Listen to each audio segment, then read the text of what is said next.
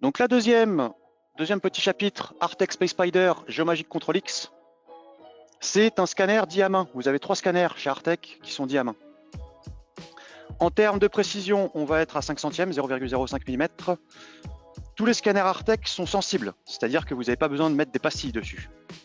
Ça se base à la fois sur la géométrie, la surface, et à la fois sur la texture. Encore sur Artec. Donc là, c'est une pièce que j'ai ici. En fichier brut, on va être sur du nuage de points. Donc là, j'ai fait un scan recto, un scan verso. Et donc là, il me donne une cartographie colorimétrique, donc plus 0,4, moins 0,4, sur laquelle on peut mettre des petites annotations. Comme expliqué lors du premier chapitre, je peux faire la bascule directement depuis Artec vers Control X. Scanner et traiter dans Artec. Je vais lui importer mes données CAO.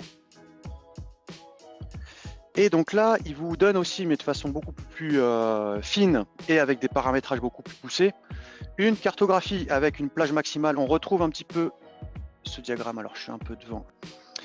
Je peux également, là j'ai pris le parti pris de faire du contrôle sur des éléments géométriques, donc tout ce qui va être parallélisme, planéité, concentricité, etc., etc.